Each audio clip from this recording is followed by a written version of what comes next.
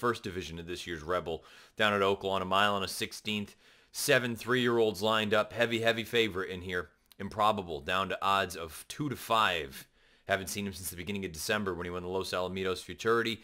Been some little hiccups here and there as far as the things out at Santa Anita are concerned.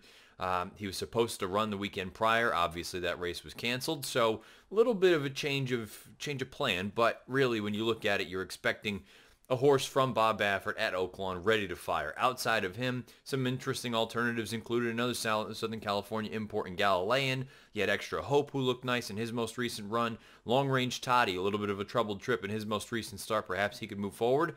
Ultimately, that's exactly what he did. Here's the stretch run of the first division of the Rebel.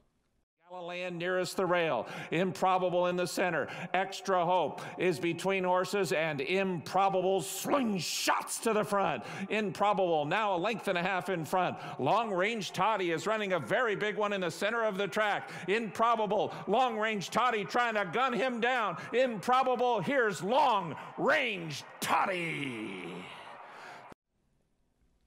Long Range Toddy gets the job done at odds of 8-1 over your 2-5 favorite Improbable, who was wide throughout. We'll go into that trip a little bit more momentarily. Galilean rounds out your trifecta as the second choice at odds of 7-2.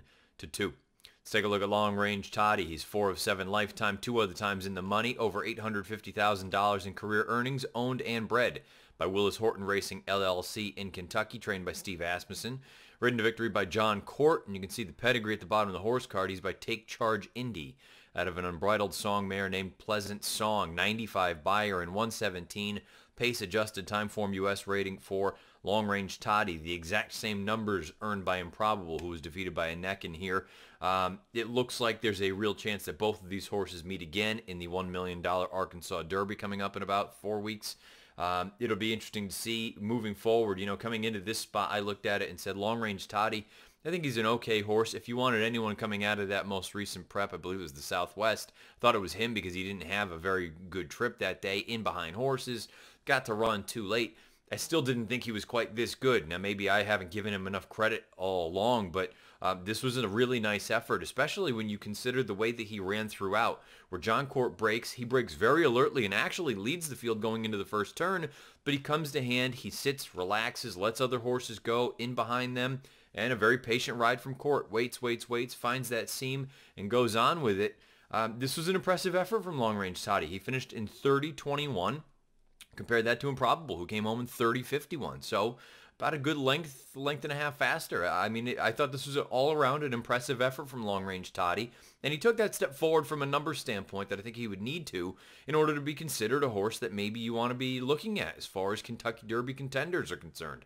A good effort, and certainly something that, at least to me anyway, puts him in that sort of, in that tier of horses that you can look at and say, you know what, you've run fast enough, you've beaten good competition, and you continue to improve. You're going the right direction. You're trending upward. Long Range Toddy, I'm not going to argue with anyone that sits here and says this is the kind of horse that you want going forward. He proved me wrong, and we'll find out if he continues to prove me wrong going forward. But I at least now, I'm more of a believer now. I think he's a nice little horse. As far as Improbable is concerned, I know there are a number of people that were disappointed in this effort. I thought he was going to win. I picked him. I just thought, simply put, he was the best horse in the race. Thought he was the most talented 2-year-old male that ran last year, regardless of what his stablemate game winner accomplished en route to his championship honors. He was wide throughout, and really, if you do look at ground loss, it's kind of hard to argue that the ground loss alone, if you reverse the trips, Improbable, just strictly from a amount of distance covered, Improbable ran a better race from that standpoint. And if you reverse the sort of distances traveled, Improbable wins by probably open lengths. When I say open lengths, but 2, length and a half, 2 lengths, something along those lines. But I can also understand some folks that look at it and say, you know what, this was just a little bit of he should have done more. He was in the clear, which, yeah, sure, you got a bit of a wide trip, but if you think you're on the best horse, I think that's what you're supposed to do. I'm not going to blame Drayden Van Dyke for this trip whatsoever. But for me, more so, though, you watch him coming down the lane, and he's just got his head cocked a little bit, and it seemed like he did sort of ease up a little bit once he hit the front. And I think this is just a horse that is a little bit on the inexperienced side, a little bit on the immature side, and perhaps he's still going to need a little bit more seasoning. Maybe he'll need an equipment change. Who knows? It's too early to tell, but I think that's the bigger piece, is that it is too early to make a definitive call and say, well, just because he didn't win this race, he's no good. Like, that seems a little bit aggressive, doesn't it? And I love all these people that say, you know, you've never seen a horse that you really like and have more conviction with certain things. Look, you look at these races however you want. If you want to be the person that falls in love and says, can't lose, I am with him no matter what, that's fine. It's happened to me before. I've been in that boat.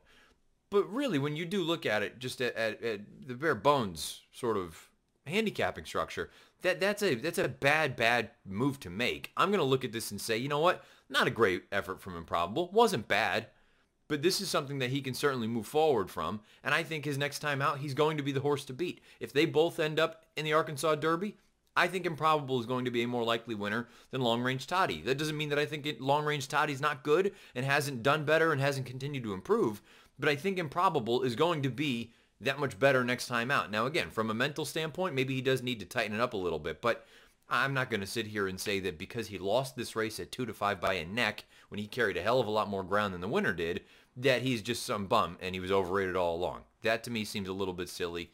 I think he's going to take that step forward here next time out. The other thing to keep in mind about Improbable and Game Winner, and I'll bring it up again when we talk about that second division, both of these horses were scheduled to run a different day, a week ago. And it may not seem like it's a big deal, but so often these horses are ready to go and peak at this specific time. And all of a sudden, when there's a hiccup and you need to take a little bit of an alternate route, it doesn't 100% mean that they're going to falter, but it's just an added sort of variable that you usually, especially trainers and connections, this has been the goal all along, and now we have to shift our attention over here. And sometimes that can end up costing a horse. Perhaps that had a little bit of an effect on each of these horses, as well as they both ran. Perhaps that was something that you want to factor in going forward. I think they both ran quite well. Galilean, didn't think he ran poorly.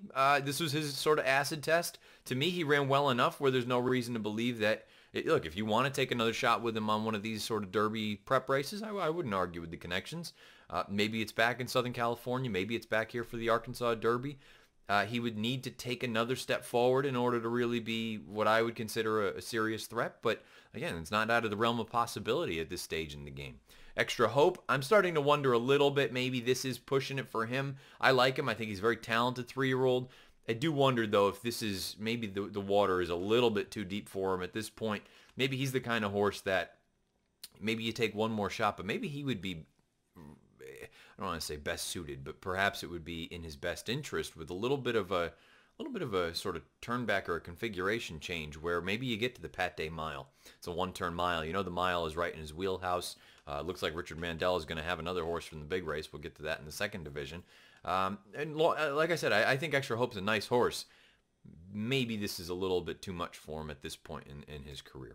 As far as the top two are concerned, I think they both deserve a ton of credit. I think Steve Asmussen's done a very, very good job with Long Range Toddy. And the folks that are being hard on Improbable, seems a little bit unfair to me, but you as a handicapper, you're the one, you need to make your own decisions. I know what my choices are, what my call is. This horse is going to benefit from this race. Still a little bit green, a little bit goofy with the mental piece. I think he's going to move forward. I think he's going to be the horse to beat if they both show up here in the Arkansas Derby in 4 weeks. But make no mistake about it, Long Range Toddy, he has at least stamped himself as a legitimate 3-year-old on this sort of Kentucky Derby trail. He gets the job done in the first division of the Rebel this year. Upsets Improbable, who went off at odds of 2-5. Long Range Toddy and Improbable. Both are 95 buyers and 117 time adjusted or pace adjusted time form US ratings.